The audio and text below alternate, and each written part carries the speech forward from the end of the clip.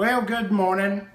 As we continue today on Luke chapter 15, we talked about yesterday how the prodigal son, he went to his father and told his father he wanted everything that was coming to him, and he was going to pack his bags and leave. You know, so many of us today, so many of the young people, even some of us as adults, we probably done some of the same thing in our younger days.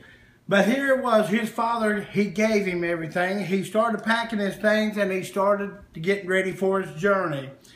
In Luke chapter 15 and verse 13, oh, by the way, we seen that is bad. That's really a bad situation. Anytime that you turn more or less against and think that you're going to go out on your own, it usually turns out to be bad. So we see number one yesterday, he was bad.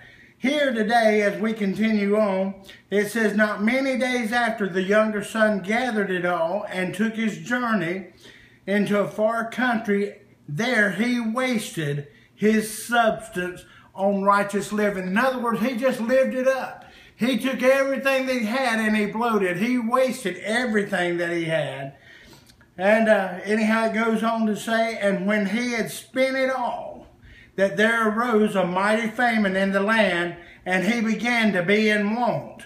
He started searching. You know, a lot of times when we spend everything that we get and we get down to that rock bottom, then it's a sad situation because we have nowhere else to go. We've hit the rock bottom. So here what we see is that he was bad, but you know what he done? He started getting mad about it. The reason he started getting mad is because when he had spent it all and there arose that great famine, he was in want. He went and journeyed himself into a citizen of that country, and he sent him into the fields to feed the swine. Now that gets pretty low down because you know back in those days the swine, you could not eat them or anything else, but he was sent by evidently a farmer that raised swine, sent him out there to feed them. And he would fain have filled his belly with husk that the swine did eat, and no man would give to him. He was down on his luck. He was about as low as you could get. He started getting mad. But here's what I like in verse 17. And he came to himself. You know, when we hit the rock bottom and we're laying flat on our back, sometimes God puts us there so that we can come to ourselves. I remember my grandmother talking about the hobos, she used to call them, that would come up the street with a stick on their back and a big bag carrying their clothes.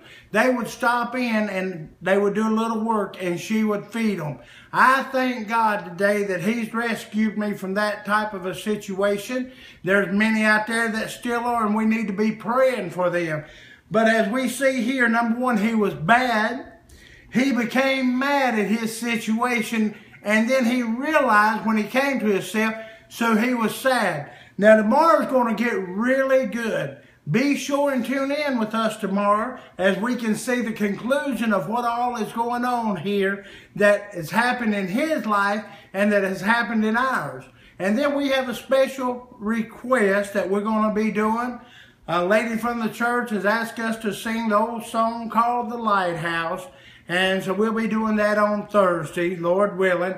But as we prepare to go to the doctors this morning to do some more skin grafts, I'm just thankful I'm alive. I'm thankful I've got another day He's blessed me with. Now you guys have a blessed day, and we'll talk to you tomorrow.